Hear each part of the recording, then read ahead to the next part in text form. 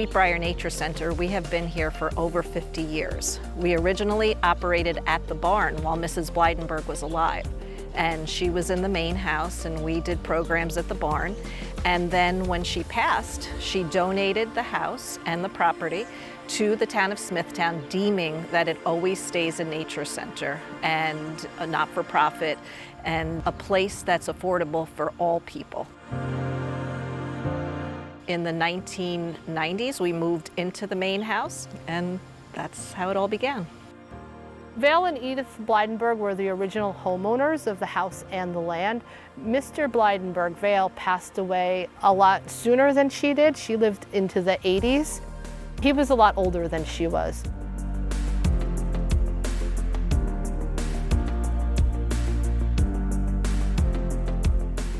When she was still alive in the 70s, she allowed a group of women that were interested in conservation in the environment to get together and do education programs down at the barn.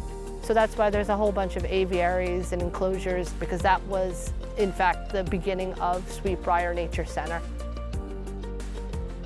So this group of women came together, taught school groups or anybody who wanted to learn about nature and the environment, and utilized some of the barn animals that were there. And then after she passed away in the early 80s, the home went to her nephew because Vale and Edith didn't have any of their own children. So one of the nephews moved into the main house. He also unfortunately passed away, and then the house was deeded over to the town of Smithtown to be preserved as a nature sanctuary. You can come in and see her photograph hanging in what we call our bear room, and she has certainly left a legacy here in Smithtown.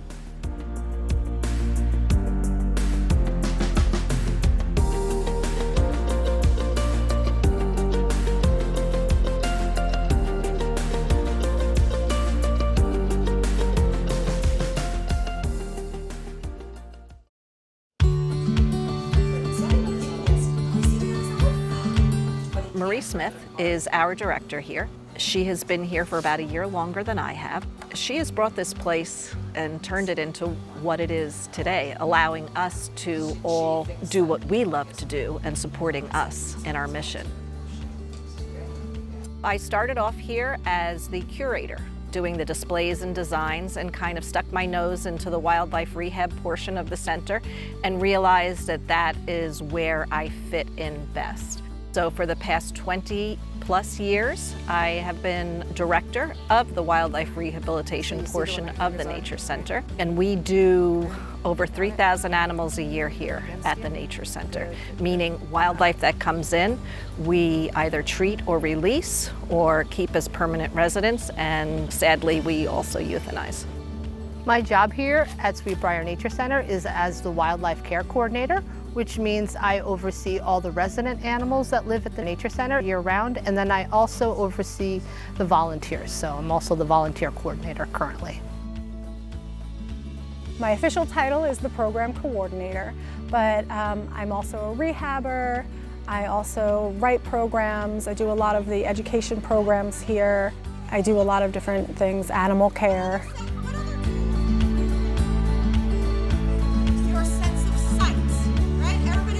I'm the senior lead educator, so my job is not only to do the programs and all the summer programs, all the year-round programs that we do, but also to run the summer programs, run our toddler programs, as well as any of our discovery weeks and day programs that we do during the break weeks for the schools. We started here doing education. That was the first thing that Sweetbriar really did. What I found is that it is one of the most important aspects of the Nature Center. We are hugely important to the children of our area. A lot of them don't get to see the animals or even know what animals live in their backyards.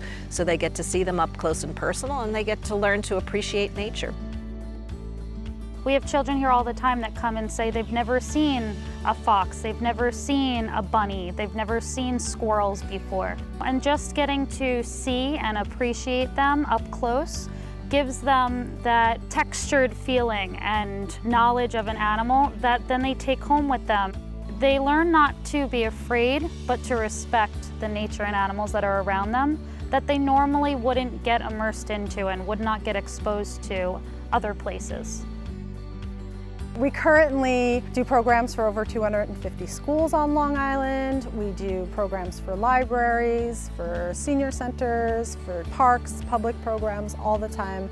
We want to educate the public as much as we can about our local wildlife and the environment and what they can do to help.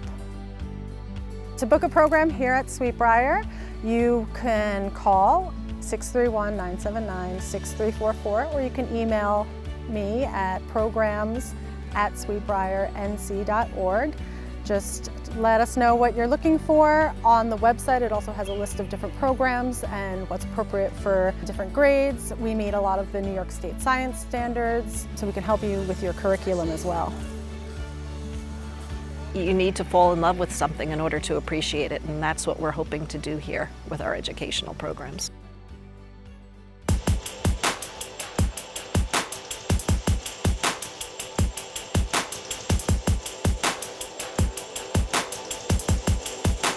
We have one of the only outdoor butterfly vivariums here on Long Island.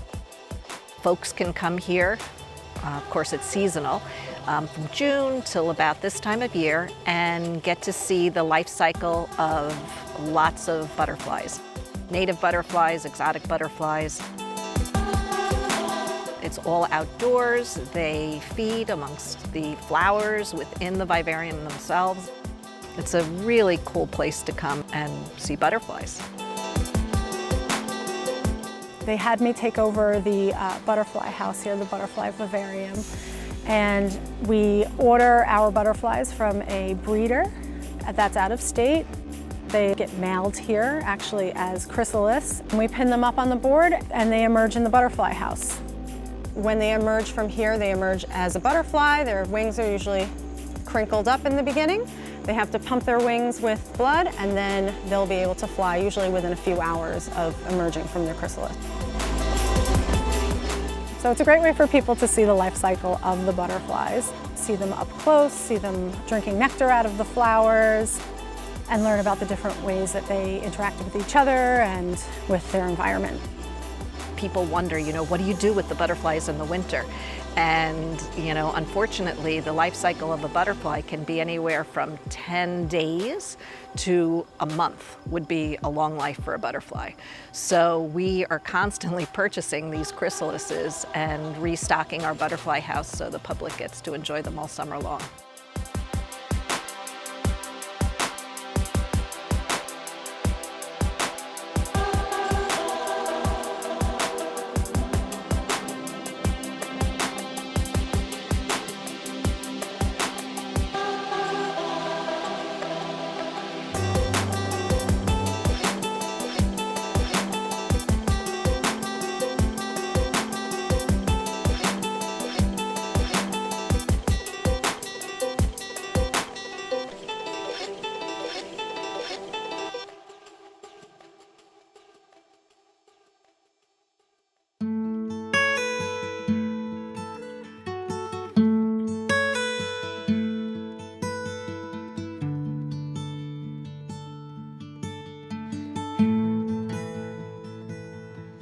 We have over 30 birds of prey that are permanent residents here at Sweetbriar. They either have wing injuries, leg injuries, something that doesn't allow them to live on their own in the natural world. So you can see eagles, hawks, owls, small kestrels. We have a barn owl.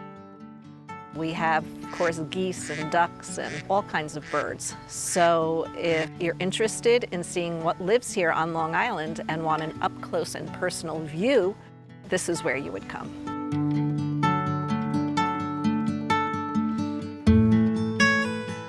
One of the really cool birds that we have here that you usually don't get to see up close is Franklin, and he is an American bald eagle.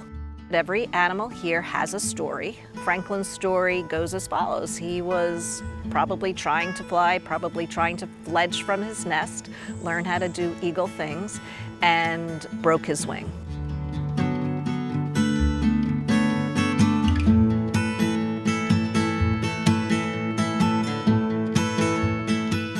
Brought here to our nature center, we fixed his wing, and then we put him in our flight cage to learn how to fly, gain strength, catch food. And unfortunately, he crashed into the wall, broke his wing again, and is now a permanent resident here at the nature center. He's gonna live out his days here. And eagles live a long time. They can live 45 years in captivity. He's about 11 years old now.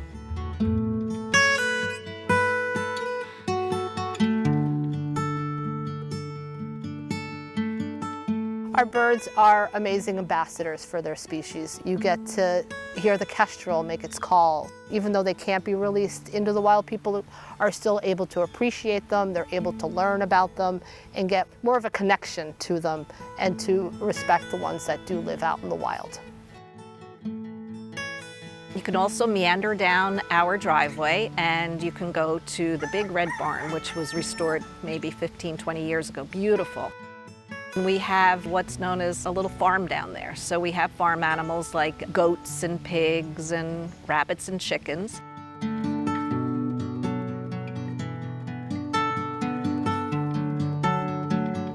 And you can also find some birds of prey down there as well. There's ospreys down there, red-tailed hawks. It's a great place for kids to come with their families.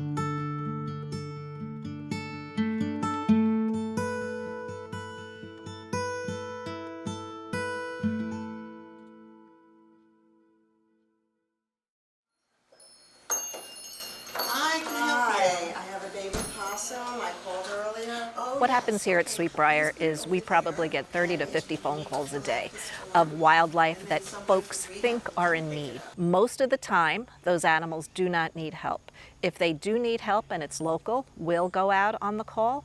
We also have other volunteers that are just a phone call away that will go out and rescue animals.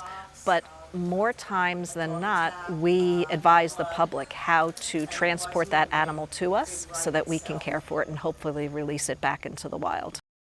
If you do find an animal that is injured and we recommend the animal be brought to us, we always try to minimize as much contact as possible. So if the person who's bringing the animal can put on a pair of gloves, throw a towel over it, put a container right next to it, and just kind of push it into a container with having the least amount of contact with that animal, because that's always safe. We don't want a person who's helping us rescue an animal get injured or hurt. When somebody brings in an animal to our nature center, they actually have to fill out paperwork, and it tells us what happened to the animal, where it came from, because when it has healed from its injuries, we bring it back to where it came from. We have special licenses that allow us to take care of wildlife, and all that paperwork that we do actually gets sent in at the end of the year to the Department of Environmental Conservation. So we are the first line of defense when it comes to wildlife. So with the Smithtown Animal Shelter, we have a great relationship with them. We have a pretty small staff here. The staff only is about 4 full-time people, so we can't go out on every rescue. But what's great about the shelter is that they will go on a rescue for us and bring the animal to us, which is amazing.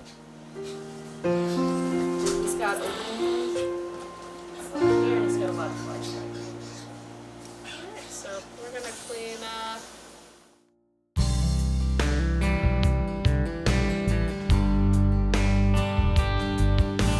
Mrs. Blydenberg had this most beautiful garden here, and I kind of call it the secret garden, where it wasn't taken care of for a number of years, and then we got this wonderful volunteer group to come in.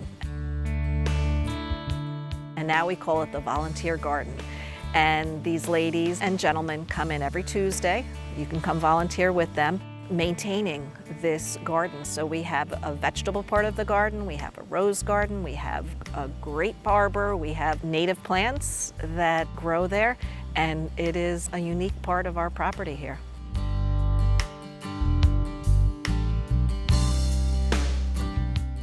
One of the things we rely on big time are volunteers. If you come and visit us at Sweetbriar, you'll see people walking around the house with dishes and jugs of water. Everything from the back area where we have blue jays and owls have to be cleaned and fed every single day. And our reptile room also gets assigned a particular volunteer, and they get fed and cleaned every single day. It's a big job taking care of all these animals, and we're so lucky to have so many wonderful volunteers. Some have been with us for 20 years plus. Volunteering here gives me the opportunity to be a part of the family that is Sweetbriar. It's not just a nature center for me, it's a community, it's a family. Like my friends, Janine is like my second mom. The people I grew up with going to their summer programs. It's more than just a nature center, and it's more than just wildlife rehabilitation for me. All that stuff is great and everything, but it's really the interpersonal connections and the family that is Sweetbriar.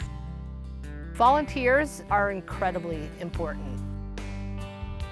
We would not be able to do anything without the support of all the volunteers. Every day there's at least 5 different volunteers helping out, not just with animal care, they help with office, they answer our phone calls, so we would not be able to function without the support of all of our volunteers.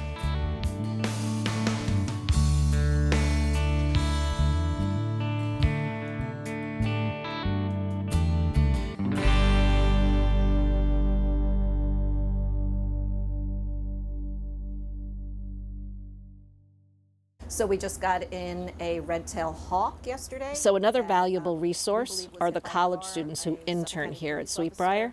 It's a win-win situation for us and for the students. I was more looking forward to the experience that I could get and being able to work with animals. And when I applied and had my little interview with Janine, she told me it was going to be a very hands-on internship. After a week or two, I realized it's really hands-on. We're holding animals, we're feeding them, we're writing the animals' faces. I really want to do this so I can see what wildlife is like and be able to help these animals that get brought in every day. Interning at Sweetbriar has been an amazing experience that I am so glad I chose to do. And I would suggest other young people to do it as well. It's good. It's good to go.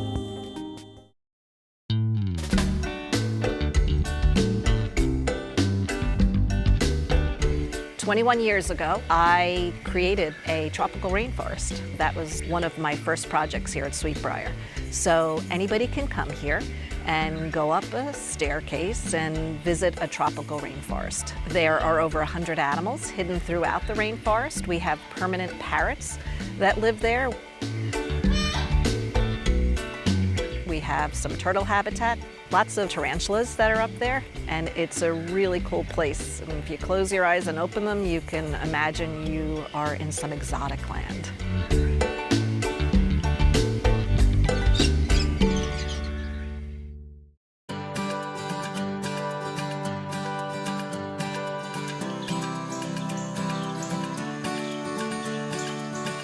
We have several hiking trails at Sweetbriar. They're beautiful. They go down to the water of the Nessequag River. There are a lot of natural springs in Smithtown, and we have quite a few on Sweetbriar's property that come out of the ground and they flow down into the Nessequag River. And here at Sweetbriar, you can see a lot of those streams, and you can see the types of animals that live in them.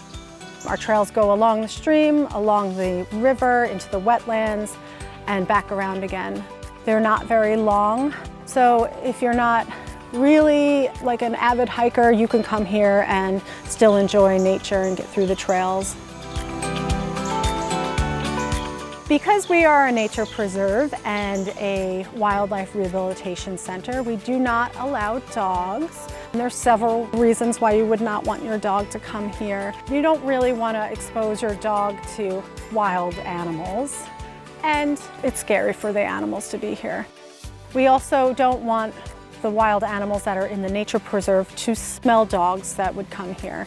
Dogs do leave a scent behind, and it's important to keep our woods and our preserve natural, so having dogs in it is prohibited.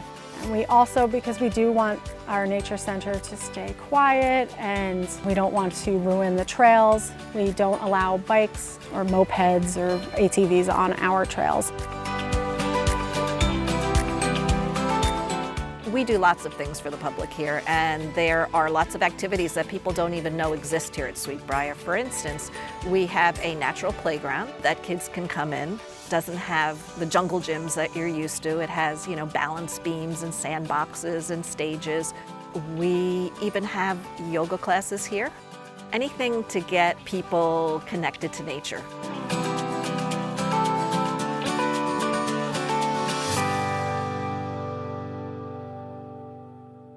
Here at Sweetbriar, we have to find unique ways to raise money for our nature center.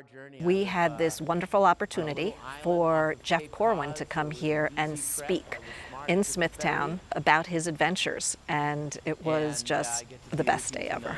And really, it's a celebration and a recognition of your true little jewel, your gem of a conservation center and environmental education facility, your Sweetbriar Nature Center. Give a big hand for Sweetbriar for all their great work. We all look up to gentlemen like him who promote nature and animals and conservation and biology and do it in such a fun way. So taking him around here was unbelievable, to say the least. My career launched and is what it is today because of a local science center and a local wildlife rehab center. When I was 14 years old, I was the first volunteer at the New England Wildlife Center. I still work with them today. It's a true treasure that belongs to the community because it's about a celebration of our collective wild backyard. So tonight I'm here with this amazing institution to tell their story in the bigger picture, where we face in our planet and the challenges we face and the opportunities we have today to kind of hopefully rise to the occasion and prevent the environmental disasters we are now experiencing. Sweetbriar is a real treasure. It's taking advantage of not an Achilles heel, but this incredible historical provenance of a unique period in history. And it makes the architecture, it makes the gardens not only accessible to the mainstream public, but also as a tool in protecting wildlife. So Sweetbriar is doing two things. One, it's education, which is probably the most important. And the second, which is almost equally important, is the wildlife rehabilitation. And that's what I think Sweetbriar does, is that it becomes a stepping stone into nature. Having Jeff Corwin here was an amazing opportunity. He is a legend in the field. He has a great appearance on TV. He's well known. So just having him be a representative and do a program with us was amazing. He's been all over the world and he's gotten opportunities to work with all sorts of animals and rescues and shelters. So to have him here was just amazing. To be a non-for-profit, we do have to do a lot of different fundraisers, and we try to be creative with our fundraisers. He's a big draw. People know who he is. People are willing to come and see him. We were able to raise some funds to keep the center running and rescue more animals. So thank you guys so much for having me this evening. And please be good supporters of your local treasure, Sweetbriar Nature Center. Thank you.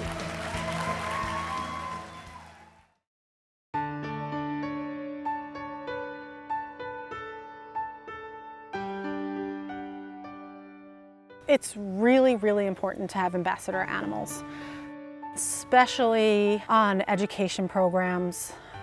People make a connection with them and they care for them afterwards.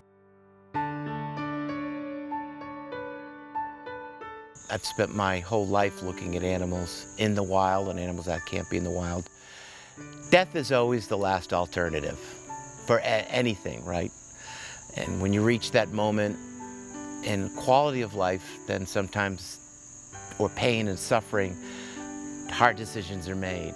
But if an animal still has something to give and enjoys life, and what you discover is animals that have a long-term residency at a place like Sweetbriar, they don't have to exercise all their survival muscles.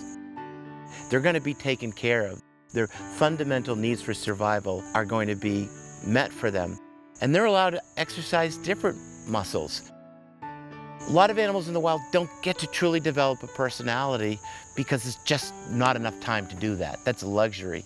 But we see that with even some animals that we would not attribute as having personalities. They bloom in an environment as long as they're not stagnant. If an animal gets maybe not the best alternative, which is to be wild, but gets the second best, which is to have a safe, long-term quality life where all its needs are met, and in turn it becomes an ambassador species, then you take necessity as the mother of invention. You take that tragic situation and you turn it into a tool to prevent that from happening in the future. Because as we know in New York, places like this are getting smaller and hard to come by. We have expanding populations of deer and bear into dwindling populations of environment, which increases the chances of calamity between people and animals. And this is kind of that buffer zone in between that. We can live with animals, especially in a place where you have a little bit of land. Your place can be habitat for species, as long as you follow the rules.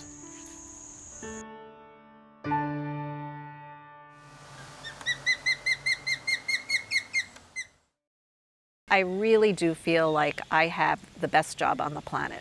Not only do I get to rehabilitate wildlife, but I get to share my joy with the public, with the children that come through our doors, and watch their faces as they get excited about what makes me so happy. So yes, I'm very lucky to work here. I feel grateful and fulfilled, you know, like I feel like I'm making a difference. I'm not just going to an office, you know, doing paperwork. I feel like each day is just a new adventure, and I'm always learning new things every day too. So it's very fulfilling and rewarding knowing that I made a difference for an animal, or helped something, or taught somebody about something that they didn't know and made them appreciate a little bit more and respect nature. It has to be this way. It's a great feeling when you enjoy going to work every day. I get a lot of joy doing this job. When you work with a child and they come up to you afterwards and say, this is the best field trip I've been on, or I've learned so much, or you hear something that you've said to a child or somebody during a program, you hear them repeat it to somebody else, it's really important. It's a great feeling to have that happen. Also, if I'm working with an animal and it comes in and it's in a really not great state, to get to see it released is also a great part of this job. It's just rewarding in that way. I really enjoy learning new things, but also being able to teach people where they're learning new things each and every day. So whenever I get to teach somebody about deer and tell them that we have deer here on Long Island, or show somebody an owl that they wouldn't typically get to see out in the wild, and get to kind of see that twinkle in their eye as they're learning something new, and that appreciation, that's kind of what I look forward to.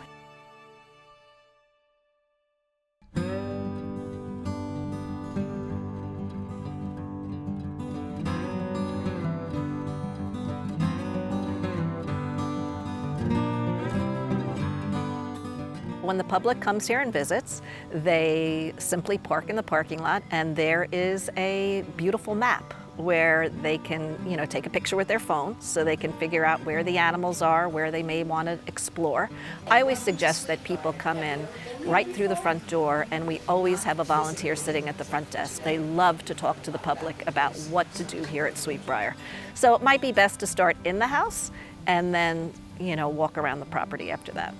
Our address for Sweetbriar Nature Center is 62 Eckern Camp Drive in Smithtown. Our phone number is 631-979-6344, and our website is www.sweetbriarnc.org. Having Sweetbriar Nature Center in the town of Smithtown is just critical and important. There are very few nature centers on Long Island, so it's a great resource for the town and the residents of the town to come and enjoy nature, enjoy wildlife. It's just an important resource to have for the community.